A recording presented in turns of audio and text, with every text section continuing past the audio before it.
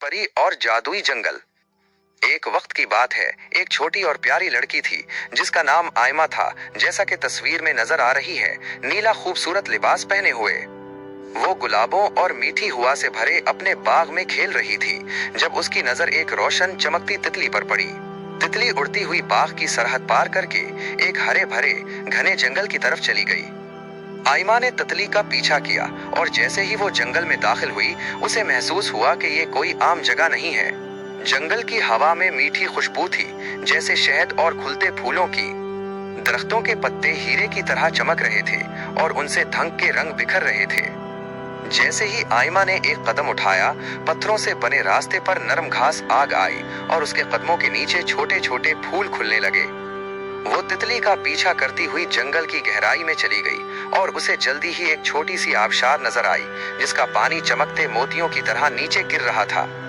आबशार के किनारे एक सुर्ख रंग की खूबसूरत सी लोमड़ी बैठी थी जो आयमा को देखकर मुस्कुराई और अपनी दम हिलाई। अरे, यहाँ कौन है? लोमड़ी ने प्यारी सी आवाज में कहा। तुम्हें इस जंगल में देखकर खुशी हुई? आयमा हैरान रह गई क्योंकि उसने कभी बात करने वाले जानवर नहीं देखे थे। मैं आयमा हूँ और मैं एक तितली का पीछा करते हुए यहाँ आ गई हूँ।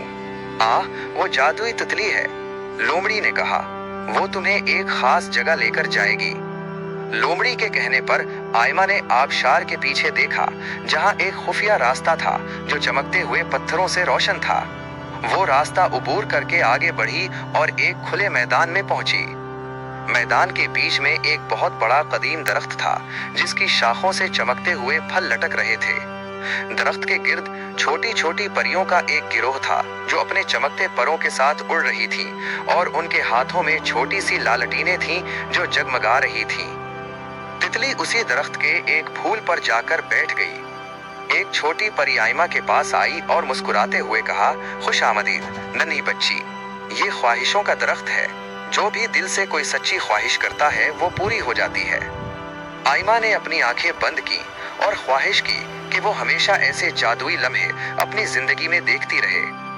जैसे ही उसने आंखें खोले, दरख्त से एक चमकता हुआ फल नीचे गिरा और उसके हाथ में आ गया। फल से खुशबूदार रोशनी निकल रही थी। जब सूरज गुरूब होने लगा तो परियों ने आयमा को वापस उसके बाग का रास्ता दिखाया। उन्होंने उसे एक छोटा सा हीरे का हार दिया जो चमक रहा था और कहा कि ये हार उसे हमेशा जादू की याद दिलाता रहेगा। आयमा ने खुशी खुशी हार पहना और वापस अपने बाग में आ गई। जब वो अपने कमरे में पहुंची और आईने में देखा तो उसने देखा कि हार वाकई चमक रहा था और उसके हाथ में ख्वाहिशों का फल अब भी मौजूद था। वो रात को सो गई और उसे ख्वाब में परियों और लोमड़ी की बातें याद आती रहीं। वो जान गई थी कि जंगल सिर्फ घुना और खौफनाक नहीं होता, बल्कि वो जादू और हैरत से भी भरा हो सकता है। उसे ये भी यकीन हो गया कि दुनिया में बहुत से राज हैं जो सिर्फ उन्हें मिलते हैं जो उन्हें तलाश करने की हिम्मत करते हैं। वो अगले दिन के जादू का इंतजार कर रही थी। कहानी यहीं पर अख्तिताम पजीर होती है। हमें उम्मीद है कि आपने उससे कुछ सीखा होगा। अगर हाँ, तो वीडियो को लाइक करें, चैनल को सब्सक्राइब करें और कमेंट में अपने ख्यालात ज़रूर शेयर करें। बहुत जल्द एक नई कहानी के साथ मुलाकात होगी। शुक्रिया।